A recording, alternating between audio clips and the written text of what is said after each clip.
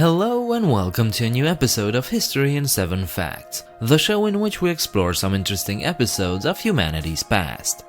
Check out this playlist to watch the entire series, and don't forget to subscribe if you want to see more videos like this one. Florence Nightingale, the lady with the lamp, entered the history books as one of the most iconic figures of the Victorian era, as a social reformer, a statistician, and as the founder of modern nursing.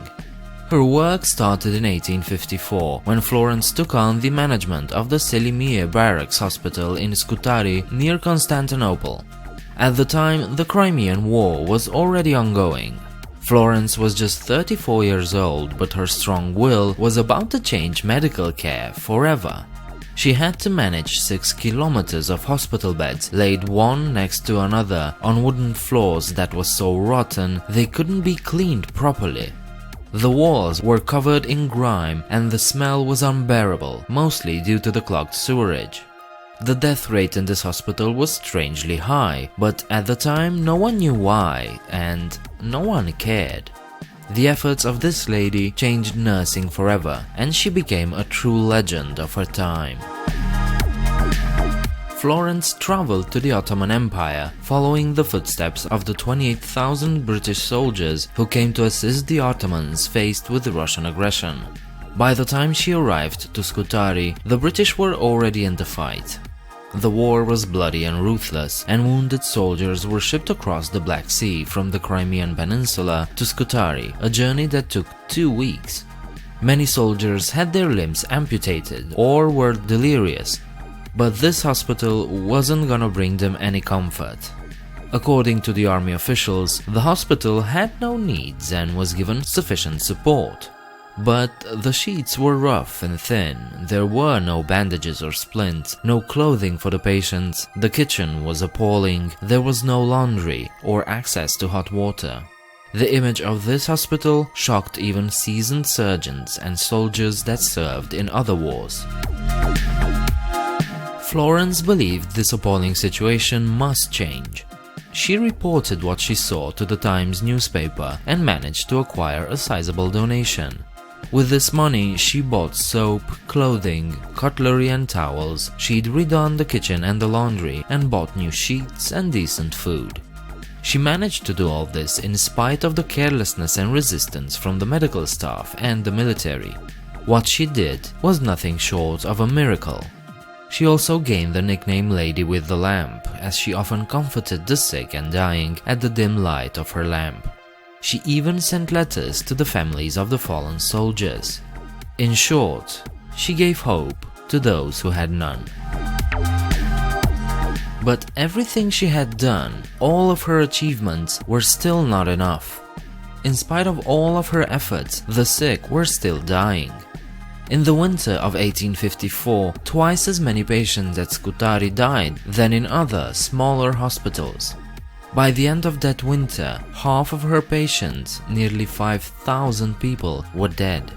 If you do the math, that means that roughly 50 people were dying per day. But most weren't dying from their injuries or from the cold. They were dying from infections. Florence was now the victim of her own success. As the hospital was getting cleaner and more efficient, more and more patients were brought here. But the microbes that were hiding in the sewerage system were still there, and a larger population meant more infected. Florence Nightingale was a skilled leader and a great organizer thanks to her discipline, but she had no formal medical training. Florence was a self-taught nurse from a rich noble family. She was supposed to get married to an equally wealthy man and have children, but she had other ideas. At the age of 25, she already wanted to work at the Salisbury Hospital as a nurse, but her mother strictly forbade it. And she had a point. At the time, nursing wasn't seen as a noble career, certainly not for a lady. In the 19th century, nurses were known as a graceless and depraved bunch, not as the caregivers. Nevertheless, Nightingale never gave up on her dreams. In 1853, at the age of 34, without any medical training, Nightingale took the post of superintendent at the Institute for the Care of Sick Gentlewomen in Upper Harley Street. Less than 1 year later, the Crimean War broke out and she appealed to her friend Sidney Herbert, who also happened to be the Secretary of War, and she got the job at Scutari. Just 2 years later, she returned to England as a national hero, a reformer that proved nurses can help immensely in a time of war. But when she returned, she wasn't the same person.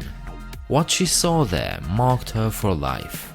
She was now an ailing woman, suffering from depression that often closed herself in her room for days and even weeks. She never fully recovered. Her doctors recommended lots of rest, but she ignored their advice. She asked William Farr, an epidemiologist and statistician, to teach her how she can analyze data from Scutari. She worked tirelessly, examining in detail all the death reports from the hospital. In 1857, after she managed to compare data from other hospitals, she came to the conclusion that her patients didn't just die from their injuries. The diseases were generated right in the salons.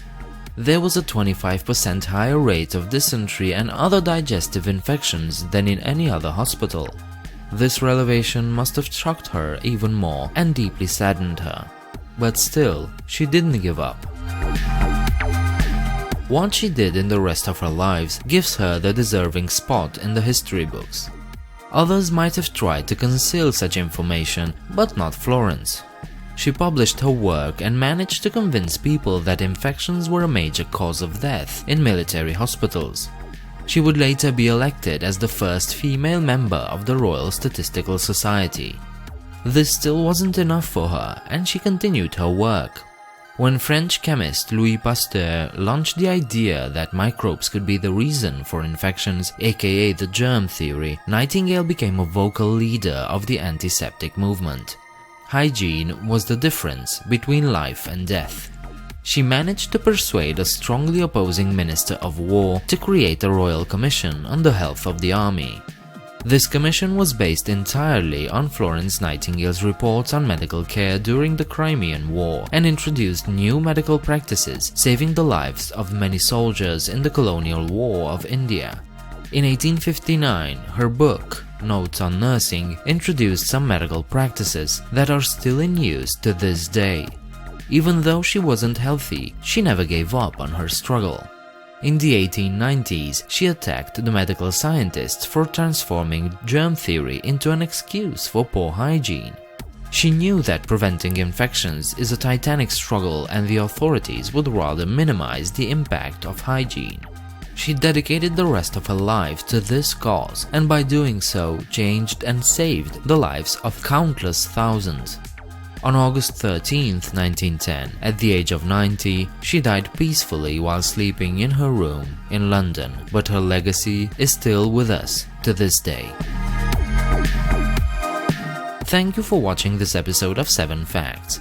I hope this was interesting and informative, and maybe it even inspired you to look into it further on your own. If you liked this video, please thumbs up and subscribe. While you're downstairs, let me know what you think about this video. Please consider visiting my Patreon page and become a patron. The link is in the description. I hope to see you next time. Bye.